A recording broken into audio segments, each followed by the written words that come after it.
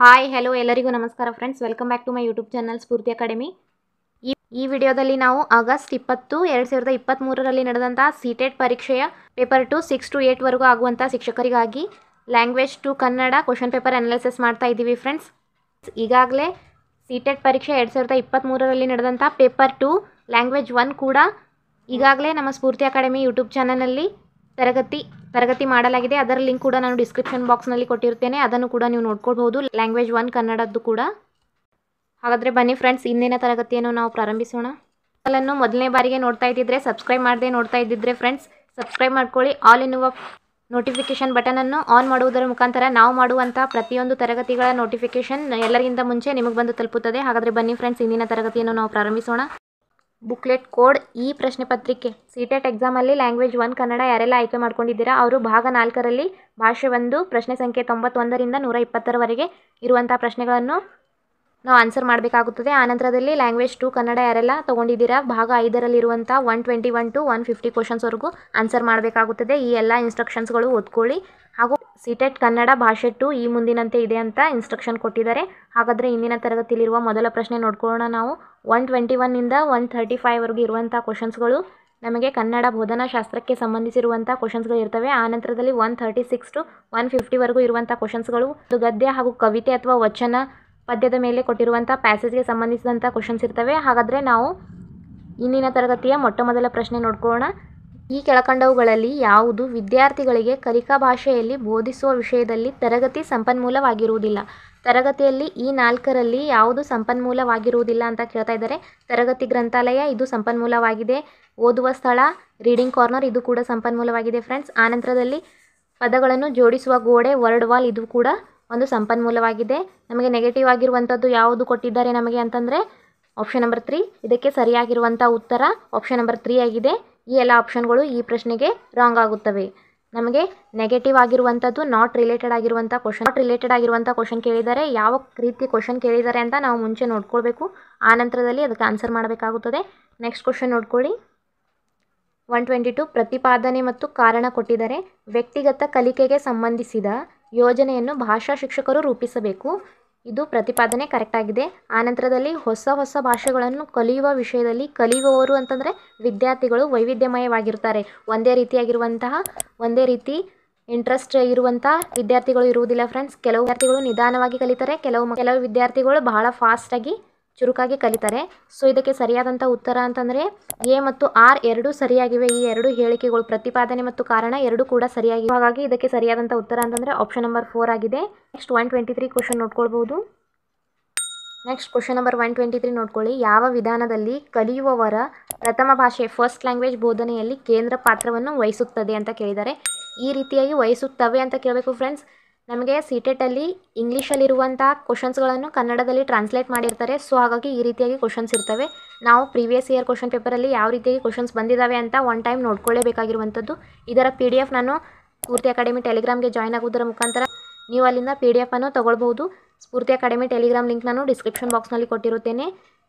ಯಾವ ವಿಧಾನದಲ್ಲಿ ಕಲಿಯುವವರು ಅಂತಂದರೆ ವಿದ್ಯಾರ್ಥಿಗಳು ಪ್ರಥಮ ಭಾಷಾ ಬೋಧನೆಯಲ್ಲಿ ಕೇಂದ್ರ ಪಾತ್ರವನ್ನು ವಹಿಸುತ್ತಾರೆ. ಯಾವುದರಲ್ಲಿ ಸೆಂಟರ್ ಆಗಿರ್ತಾರೆ ಮಕ್ಕಳು ಅಂತ ಕೇಳ್ತಾ ಇದ್ದಾರೆ.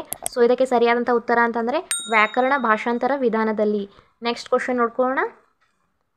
124 ಕ್ವಶನ್ ನೋಡ್ಕೊಳ್ಳಿ. ಚೇತನನ ಪ್ರಥಮ ಭಾಷೆ ಭೋಜ್ಪುರಿ. ಅವನ ಮಾತೃಭಾಷೆ ಯಾವುದು? ಒಬ್ಬ ವಿದ್ಯಾರ್ಥಿ ಇದ್ದಾನೆ ಚೇತನ್, ಆತನ ಮಾತೃಭಾಷೆ ಭೋಜ್ಪುರಿ ಆಗಿದೆ. ಅವನು ತಮಿಳುನಾಡಿಗೆ ಬಂದಿರುವುದರಿಂದ ಅವನು ಭೋಜ್ಪುರಿಯನ್ನು ಹೆಚ್ಚು ಕಾಲ ಮಾತನಾಡಲಾರ.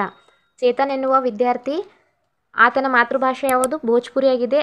ಆತನು ತಮಿಳುನಾಡಿಗೆ ಬಂದಿದ್ದಾನೆ. ತಮಿಳುನಾಡಿನಲ್ಲಿ ಎಲ್ಲರೂ ತಮಿಳು ಮಾತಾಡ್ತಾರೆ, ಭೋಜ್ಪುರಿ ಹೆಚ್ಚು ಮಾತನಾಡುವುದಿಲ್ಲ. ಸೊ ಹಾಗಾಗಿ ಆತ ಭೋಜ್ಪುರಿ ಮಾತಾಡೋಕ್ಕೆ ಆಗ್ತಾ ಇಲ್ಲ. ತಮಿಳುನಾಡಿನ ಸ್ಥಳೀಯರೊಂದಿಗೆ ಇಂಗ್ಲೀಷನ್ನು ಮಾತನಾಡುತ್ತಾನೆ. ತಮಿಳುನಾಡಿನ ಸ್ಥಳೀಯರೊಂದಿಗೆ ಯಾವ ಭಾಷೆ ಮಾತಾಡ್ತಾನೆ ಫ್ರೆಂಡ್ಸ್? ಇಂಗ್ಲೀಷ್ ಮಾತಾಡ್ತಾನೆ. ಸ್ಥಳೀಯ ಭಾಷೆಯ ಜಾಗದಲ್ಲಿ ಹೊಸ ದ್ವಿತೀಯ ಭಾಷೆಯನ್ನು ತಂದಾಗ ಆತ ಮೊದಲು ಭೋಜ್ಪುರಿ ಮಾತಾಡ್ತಾ ಇದ್ದನು.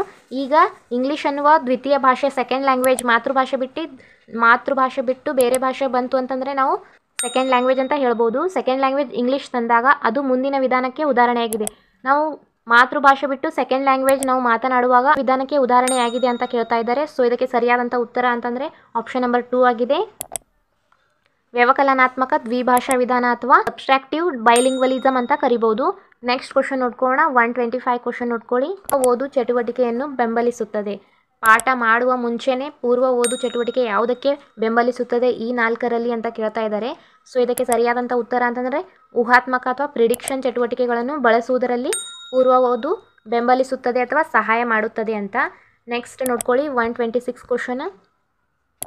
ಪರಿಹಾರ ಬೋಧನೆ ಅಥವಾ ರೆಮಿಡಿಯಲ್ ಟೀಚಿಂಗ್ ಅಂತ ಕರಿಬಹುದು. ಪರಿಹಾರ ಬೋಧನೆಯ ಬಗ್ಗೆ ಈ ಕೆಳಗಿನವುಗಳಲ್ಲಿ ಯಾವುದು ನಿಜವಾಗಿರುವುದು, ಯಾವುದು ಸತ್ಯವಾಗಿರುವುದು ಅಂತ ಕೇಳ್ತಾ ಇದ್ದಾರೆ. ಪರಿಹಾರ ಬೋಧನೆ ಏನು ಮಾಡ್ತದೆ ಅಂತಂದರೆ ಕಾರ್ಯಕ್ಷಮತೆಯನ್ನು ಸುಧಾರಿಸಲು ಬೆಂಬಲವನ್ನು ಒದಗಿಸುತ್ತದೆ. ಪರಿಹಾರ ಬೋಧನೆಗಿಂತ ಮುಂಚೆ ಬರುವುದು ನೈದಾನಿಕ ಪರೀಕ್ಷೆ. ನೈದಾನಿಕ ಪರೀಕ್ಷೆಯ ಮೂಲಕ ನಾವು ಒಂದು ಸಮಸ್ಯೆಯನ್ನು ಕಂಡುಕೊಳ್ಳಬಹುದು, ಆದರೆ ಅದಕ್ಕೆ ಒಂದು ಸೊಲ್ಯೂಷನನ್ನು ಕಂಡುಕೊಳ್ಳಲು ರೆಮಿಡಿಯಲ್ ಟೀಚಿಂಗ್ ಅಥವಾ ಪರಿಹಾರ ಬೋಧನೆ ಬೇಕೇ ಬೇಕು ಫ್ರೆಂಡ್ಸ್. ಫಸ್ಟ್ ಲ್ಯಾಂಗ್ವೇಜ್ ಕನ್ನಡ 2023ರಲ್ಲಿ ನಡೆದಂತಹ ಪೇಪರ್ನಲ್ಲಿಯೇ ಪರಿಹಾರ ಬೋಧನೆ ಮೇಲೆ ಕ್ವಶನ್ ಕೂಡ ಆಗಿದೆ ಫ್ರೆಂಡ್ಸ್. ಕಂಪಲ್ಸರಿ ಪರಿಹಾರ ಬೋಧನೆ ಅಥವಾ ನೈದಾನಿಕ ಪರೀಕ್ಷೆ ಮೇಲೆ ಕಂಪಲ್ಸರಿಯಾಗಿ ಕ್ವಶನ್ ಆಗ್ತವೆ. ಸೊ ಇದಕ್ಕೆ ಸರಿಯಾದಂಥ ಉತ್ತರ ಕಾರ್ಯಕ್ಷಮತೆಯನ್ನು ಸುಧಾರಿಸಲು ಬೆಂಬಲವನ್ನು ಒದಗಿಸುವುದು ಯಾವುದು ಅಂತಂದರೆ ಪರಿಹಾರ ಬೋಧನೆ. ಮಕ್ಕಳು ಎಲ್ಲಿ ಯಾವ ಸವಾಲನ್ನು ಎದುರಿಸುತ್ತಿದ್ದಾರೆ ಅದಕ್ಕೆ ಸರಿಯಾದಂಥ ಸೊಲ್ಯೂಷನ್ ಯಾವುದು ಅಂತ ನಾವು ಪರಿಹಾರ ಬೋಧನೆ ಅಥವಾ ರೆಮಿಡಿಯಲ್ ಟೀಚಿಂಗ್ ಮಾಡುವುದರ ಮೂಲಕ ಕಂಡುಕೊಳ್ಬಹುದು. ನೆಕ್ಸ್ಟ್ 127 ಕ್ವಶನ್ ನೋಡ್ಕೊಳ್ಳಿ. ಪ್ರತಿಪಾದನೆ ಮತ್ತು ಕಾರಣ ನೋಡ್ಕೊಳ್ಬಹುದು ಫ್ರೆಂಡ್ಸ್. ಇಂಗ್ಲಿಷ್ ಭಾಷೆಯು ಭಾರತದಲ್ಲಿ ಸಹಾಯಕ ಅಧಿಕೃತ ಭಾಷೆಯಾಗಿದೆ.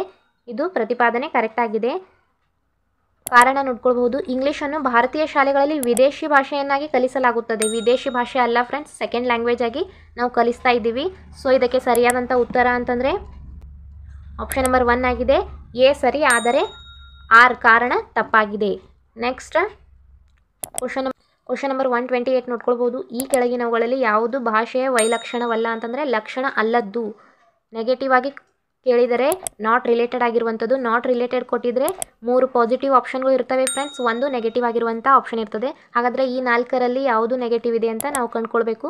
ಭಾಷೆ ಸಾಂಕೇತಿಕವಾಗಿದೆ, ಇದು ಕರೆಕ್ಟ್ ಆಗಿರುವಂಥ ಆಪ್ಷನ್ ಆಗಿದೆ. ಸಿಂಬಾಲಿಕ್ ಆಗಿದೆ ಭಾಷೆ ನಿಷ್ಕ್ರಿಯ ಆಗಿದೆ ಎಂಬುದು ಇದಕ್ಕೆ ಸರಿಯಾದಂಥ ಉತ್ತರ ಆಗುತ್ತದೆ ಫ್ರೆಂಡ್ಸ್. ಇದು ನಿಷ್ಕ್ರಿಯ ಅಲ್ಲ, ಸಕ್ರಿಯವಾಗಿರುವಂಥ ಲಕ್ಷಣ ಹೊಂದಿದ್ದು ಭಾಷೆ. ಆನಂತರದಲ್ಲಿ ಭಾಷೆ ಸಾಮಾಜಿಕವಾಗಿದೆ, ಸಮಾಜದಲ್ಲಿ ಒಂದು ಭಾಗವಾಗಿದೆ ಭಾಷೆ ಎನ್ನುವುದು, ಇದು ಕೂಡ ಕರೆಕ್ಟ್ ಆಗಿರುವಂಥ ಆಪ್ಷನ್ ಆಗಿದೆ, ಪಾಸಿಟಿವ್ ಲಕ್ಷಣವಾಗಿರುವಂಥದ್ದು. ನೆಕ್ಸ್ಟ್ ಭಾಷೆಯು ವ್ಯವಸ್ಥಿತವಾಗಿದೆ, ಇದು ಕೂಡ ಪಾಸಿಟಿವ್ ಆಗಿರುವಂಥ ಲಕ್ಷಣವಾಗಿದೆ. ನೆಗೆಟಿವ್ ಆಗಿರುವಂಥದ್ದು ನಿಷ್ಕ್ರಿಯ ಅಂತ ಬಂತು ಅಂದರೆ ನೆಗೆಟಿವ್ ಆಪ್ಷನ್ ಆಗಿರುತ್ತದೆ. ಕ್ವಶನ್ ಯಾವ ರೀತಿಯಾಗಿ ಕೇಳಿದ್ದಾರೆ ಅಂತ ನಾವು ಮುಂಚೆ ನೋಡ್ಕೊಳ್ಳೇಬೇಕು. ಹಾಗಾದರೆ 129 ಕ್ವಶನ್ ನೋಡ್ಕೊಳ್ಳಿ. ಸಿಟೆಟ್ ಎಕ್ಸಾಮಲ್ಲಿ ಸ್ವಲ್ಪ ಕ್ವಶನ್ಸ್ಗಳು ಲೆಂದಿಯಾಗಿರ್ತವೆ ಫ್ರೆಂಡ್ಸ್. ಮೊದಲು ನಾವು ಕ್ವಶನ್ ಏನು ಕೊಟ್ಟಿದ್ದಾರೆ ಅಂತ ಅಂಡರ್ಸ್ಟ್ಯಾಂಡ್ ಮಾಡಿಕೊಂಡು ಆನ್ಸರ್ ಮಾಡಬೇಕಾಗುತ್ತದೆ. ಪ್ರತಿಪಾದನೆ ಮತ್ತು ಕಾರಣ ನೋಡ್ಕೊಳ್ಬೋದು. ಹಿಂದಿನ ಜ್ಞಾನವನ್ನು ಪುನರಾವರ್ತನೆ ಮಾಡಿಕೊಳ್ಳುವಂತೆ ವಿದ್ಯಾರ್ಥಿಗಳನ್ನು ಉತ್ತೇಜಿಸುವುದು ತುಂಬ ಮುಖ್ಯ. ಹಿಂದಿನ ಜ್ಞಾನವನ್ನು ಪುನರಾವರ್ತನೆ ಮಾಡಿಕೊಳ್ಳಲು ವಿದ್ಯಾರ್ಥಿಗಳನ್ನು ಉತ್ತೇಜಿಸುವುದು ತುಂಬ ಮುಖ್ಯ ಅಂತಂದರೆ ಇದು ಕರೆಕ್ಟ್ ಆಗಿದೆ ಫ್ರೆಂಡ್ಸ್. ನಾವು ಹಿಂದೆ ಕಲಿತಿರುವಂಥ ಜ್ಞಾನವನ್ನು ಮುಂದೆ ನಮ್ಮ ಶಿಕ್ಷಕರು ಹೇಳುವಂಥ ಜ್ಞಾನದ ಬಗ್ಗೆ ಕನೆಕ್ಟ್ ಮಾಡಿಕೊಳ್ಳುವುದು ಮುಂದಿನ ಕಲಿಕೆಗೆ ಹೆಚ್ಚು ಉಪಯುಕ್ತವಾಗಿರುವಂಥದ್ದು. ಪ್ರತಿಪಾದನೆ ನೋಡ್ಕೊಂಡಿದ್ದೀವಿ. ನೆಕ್ಸ್ಟ್ ಕಾರಣ ನೋಡ್ಕೊಳ್ಳಿ. ಹಿಂದಿನ ಜ್ಞಾನವನ್ನು ಪುನರಾವರ್ತನೆ ಮಾಡೋದರಿಂದ ಇದು ಗೊತ್ತಿರುವ ಜ್ಞಾನವನ್ನು ಗಳಿಸುವ ಹೊಸ ತಿಳುವಳಿಕೆಯೊಂದಿಗೆ ಹೊಂದಾಣಿಕೆ ಮಾಡಲು ಸಹಾಯಕಾರಿಯಾಗಿದೆ. ಇದು ಕೂಡ ಕರೆಕ್ಟ್ ಆಗಿದೆ, ನಮ್ಮ ಮುಂದಿನ ಕಲಿಕೆಗೆ ಸಹಾಯಕಾರಿಯಾಗಿದೆ. ಹಿಂದಿನ ಜ್ಞಾನ ಪ್ಲಸ್ ಮುಂದಿನ ಜ್ಞಾನ ಎರಡು ಕೂಡಿಸಿದರೆ ನಮಗೆ ಹೊಸದಾಗಿ ತಿಳುವಳಿಕೆ ಹೊಂದಾಣಿಕೆ ಮಾಡಲು ಸರಿಯಾಗಿದೆ. ಸೊ ಹಾಗಾದರೆ ಎ ಮತ್ತು ಆರ್ ಸರಿ. ಆರ್ ಏನ ಸರಿಯಾದ ವಿವರಣೆಯಾಗಿದೆ. ಇದಕ್ಕೆ ಸರಿಯಾದಂಥ ಉತ್ತರವಾಗಿರುವಂಥದ್ದು ಆಪ್ಷನ್ ನಂಬರ್ 4. ನೆಕ್ಸ್ಟ್ ಕ್ವಶನ್ ನೋಡ್ಕೊಳ್ಳಿ. 8ನೇ ತರಗತಿಯ ಶಿಕ್ಷಕಿಯ ಕಾರ್ಯಯೋಜನೆಯಾಗಿ ಅಸೈನ್ಮೆಂಟ್ ಮನೆಯಲ್ಲಿ ವಿದ್ಯುತ್ತನ್ನು ಉಳಿತಾಯ ಮಾಡುವುದು ಎಂಬ ವಿಷಯದ ಬಗ್ಗೆ ಕಿರುಪತ್ರ ಸಲ್ಲಿಸಲು ತನ್ನ ವಿದ್ಯಾರ್ಥಿಗಳಿಗೆ ತಿಳಿಸುತ್ತಾಳೆ. 8ನೇ ತರಗತಿಯ ಮಕ್ಕಳಿಗೆ ಒಬ್ಬ ಟೀಚರ್ ಏನು ಮಾಡಿದ್ದಾರೆ, ಒಂದು ಅಸೈನ್ಮೆಂಟ್ ಕೊಟ್ಟಿದ್ದಾರೆ. ಯಾವ ವಿಷಯದ ಮೇಲೆ ಅಸೈನ್ಮೆಂಟ್ ಕೊಟ್ಟಿದ್ದಾರೆ ಅಂತಂದರೆ ನಾವು ಕರೆಂಟ್ ಅಥವಾ ವಿದ್ಯುತ್ತನ್ನು ಹೇಗೆ ಉಳಿತಾಯ ಮಾಡಬಹುದು, ಯಾವ ರೀತಿಯಾಗಿ ಉಳಿತಾಯ ಮಾಡಬಹುದು ಅಂತ ಒಂದು ಪತ್ರ, ನಿಮ್ಮ ಅನಿಸಿಕೆಯನ್ನು ತೆಗೆದುಕೊಂಡು ಬನ್ನಿ ವಿದ್ಯಾರ್ಥಿಗಳೇ ಅಂತ ಹೇಳಿದ್ದಾರೆ.